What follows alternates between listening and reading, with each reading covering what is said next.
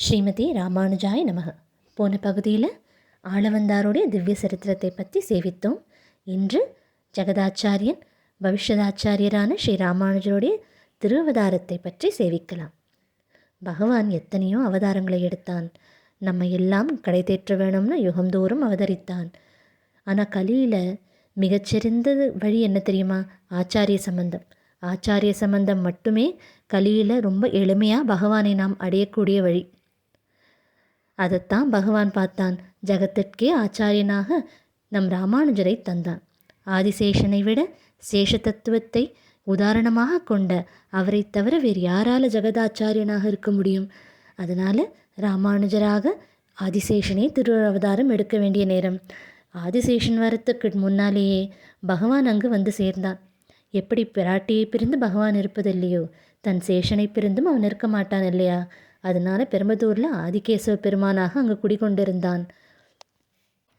பெரிய திருமலை நம்பி என்றவரும் ஆளவந்தாருடைய ஒரு சீடர் தான். அவர் திருமலையில் திவ்ய கைங்கரியங்கள் எல்லாம் செய்து கொண்டிருந்தார். அவருக்கு 2 தங்கைகள். அந்த 2 தங்கைகளுக்கும் திருமணம் முடித்தார் திருமலை நம்பி.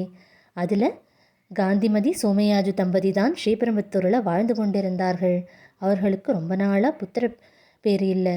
ஏதேதோ தானங்களும் யாகங்களும் எல்லாம் செய்து பார்க்கிறாராம். ஆனால் என்ன பண்ணியும் புத்திர பேர் கிடைக்கல.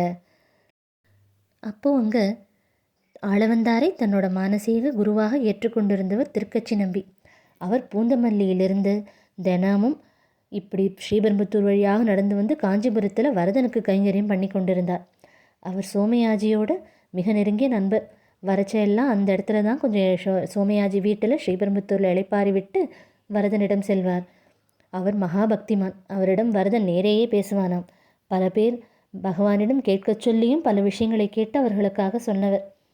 அப்போது அவர்தான் இவர்களுக்கு சொல்கிறார், புத்திரகாமேஷ்டி யோகம் பண்ணுங்க, திருவெல்லிக்கேணி சென்று அங்கே பார்த்தசாரதியின் திருத்தலத்தில் புத்திரகாமேஷ்டி யோகம் செய்தால் பிள்ளை பேறு கிடைக்கும்னு சொல்கிறார். அதன்படியே திருக்கச்சி நம்பிகளோட வார்த்தைப்படி சோமயாஜியும் காந்திமதியும் திருவல்லிக்கேணி சென்று அங்கே புத்திரகாமேஷ்டி யாகம் செய்கிறார்கள். யாகம் முடிஞ்சது இல்லையா? அன்னைக்கு இரவே கனவுல வருகிறாராம் பார்த்தசாரதி. நானே உனக்கு பிள்ளையாக வந்து பிறப்போம்னு சொல்கிறார். அடுத்த நாள் காலையில் தம்பதிகளுக்கு ஒரே சந்தோஷம். பகவானும் சொல்லிட்டான். அதனால் சீக்கிரமே குழந்தை பேறு கிடைக்கப் போகிறதுன்னு உற்சாகமாக இருக்கிறார்கள். அதன்படியே சித்திரை திருவாதிரை அன்று ஆதிசேஷனுடைய அம்சமாக அழகான ஒரு குழந்தையும் மீண்டெடுக்கிறாள் காந்திமதி. இப்போ ஒரே எல்லோருக்கும் உற்சாகம். மேலே இருந்து மாமா வர வேண்டும் இல்லையா? திருமலையை நம்பிகள் வருகிறார். குழந்தையை பார்த்து ஒரே சந்தோஷம் அவருக்கும். பார்த்து அப்படியே லக்ஷ்மண பெருமாளை பார்த்தது போலவே இருக்கிறதாம். அதனால் அவருக்கு இளையாழ்வார்னு பேர் வைக்கிறார். பகவான் பிறக்கறச்ச கூட இப்படி பகவான் பிறக்க போகிறான்ற அளவுக்கு யூகம் வேணாம் சில பேருக்கு இருந்திருக்கலாமே தவிர அவர் இப்படித்தான் இருப்பார்னு இல்லை. அவரோட விக்கிரகமும் பூமிக்கு வந்ததில்லை. ஆனால் ராமானுஜருக்கு அந்த ஏற்றம் உண்டு. பின்னால் வரப்போகிறவரை பற்றி முன்னாலேயே நமக்கு அவருடைய திருவிக்கிரகமானது பூமிக்கு வந்தது இல்லையா? அதனால தானே அவர் பவிஷ்யதாச்சாரியர்னு கொண்டாடப்படுகிறார். ஏன்னா அவருடைய அவதார காரியமும் ரொம்ப பெருசு.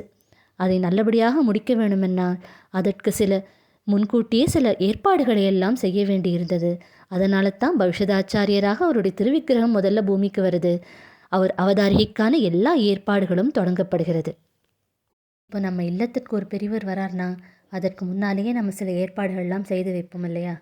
அவர்களுக்கு தேவையானதும் தங்குவதற்கு ஏற்பாடுகள் எல்லாம் செய்து வைப்போம்.